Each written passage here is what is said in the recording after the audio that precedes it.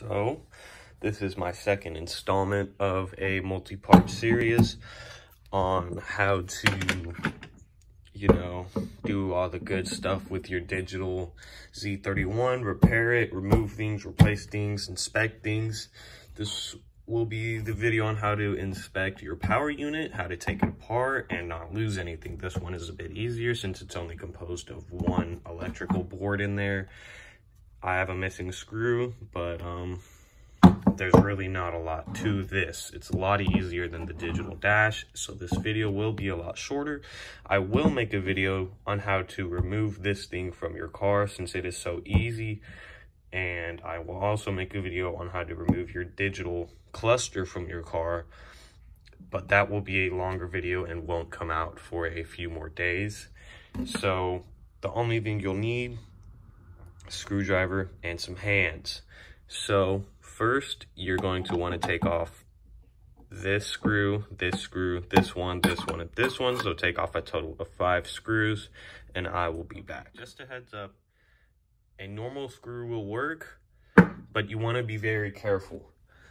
If you have the access, you're going to want to use a set of smaller screwdrivers, because you can strip these screws. I'm sure you can find replacements at a hardware store, but it's just an extra step you don't have to go through. So you can use a normal sized Phillips screwdriver, but I recommend, if you're planning on doing this work with your gauge cluster or any technical work with your electrical components in your Z, I highly suggest investing in a set of small drivers. So let me take these off and I'll be back. Another heads up, don't bend these tabs. Don't put pressure where you'll bend them by accident. They're bent in shape so that it fits in your car. After you have taken out all these screws, don't lose them, of course. You're going to want to just take this cover off. Make sure you have all 5 of your screws still, and you will come right here and remove. I'm going to remove it just to show y'all. This will be loose unless you've tightened it down, but just so you don't lose it, take it off, set it aside, and don't lose it. I don't know how important it is, but you don't want to lose parts that you don't need to. Next, to take this unit out, you do not remove any of the screws inside. You flip it over and you remove this screw and it'll fall right out. And let me remove my one screw because this one's missing. After you have the screws removed, you may need to give this a good pat on the back to get this board to come out. And as you can see, you want to make sure none of these are expanding or bloated. You want to make sure nothing has any weird looking liquid on it, because that could mean it has failed. You will need a good light. So let's move this into the light. You can see there, just looking in, this board looks really good, really healthy. There's no blown components, no bad components. This one is for sure actually working. I have used it and ran it in my car for months and have had no issues with it. You, of course, every time want to inspect these pins, make sure they're nice and straight, not bent. If they are bent, I don't know how hard it is to bend them back, but I can assume it's not easy.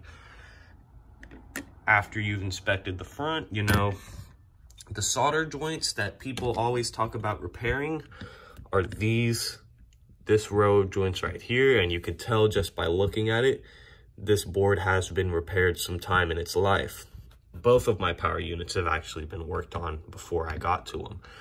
But again, I'll just go ahead and show y'all, panning through, what all the components and solder should look like, what a functioning board looks like. If for whatever reason you have to remove these screws to get to the heat sink, be careful, because they are on there really good and you will strip them out, but you shouldn't have to remove them unless, say, you're getting your board worked on. And a note, this flux, whatever it is, it's some heat dissipating I can't remember the name, but it helps dissipate heat. You may need to buy more, but I didn't have any issues with it. If you just don't clean it off, you can reuse it with no problems. You'll have no issues. And now we're going to turn the board, get it in there. What I actually do to install it is push it in there, make sure it's nice and seated. I hold it with one hand. I take a screw, put it in the hole, and drive it in as I'm holding it. So let me do that. I forgot to mention that when people repair this board, usually all they do is they reheat the solder so that it melts and resets, because what can happen and will usually happen is the solder will crack and have insufficient joining. So, you know, signal won't be able to travel through it sufficiently, and that will cause errors, a domino effect. It'll cause issues that you don't want. And now once you have it reconnected in there, flip it over, take your special little star thingy, set it on there so that the holes line up, and then gently, so you don't move it around, take your cover, set it on there, take a screw, set it through the hole so that now that little whatever can't move around. And then it's pretty simple from there. Just put all your screws back in, screw it up. They don't need to be crazy tight, they just need to be hand tight, and you're good to go. The next video I'm probably going to make after I get off of work is going to be how to remove this unit from your car. So hope this helps someone.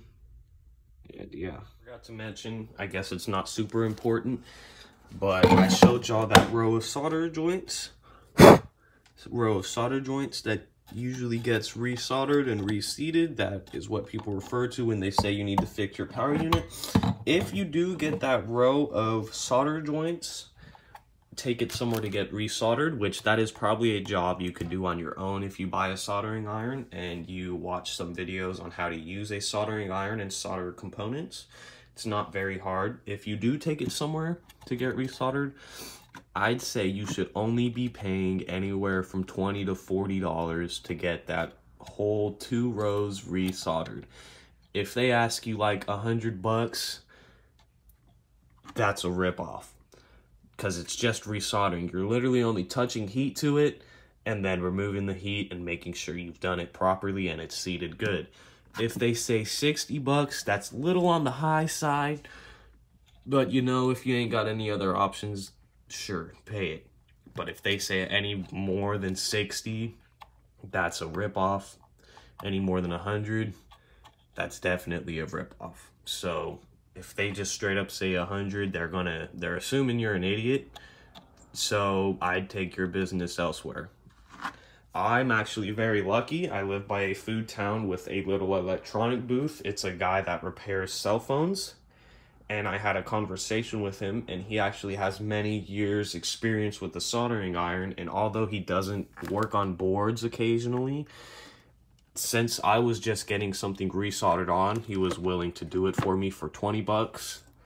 So if you know you can't find someone who solders, maybe call a few cell phone shops, a few different repair shops, TV repair shops, anything that repairs electronics, and ask them if they do soldering work. And if they do, discuss what you need. It's just some resoldering. They should be able to quote you over the phone. And yeah, that's that.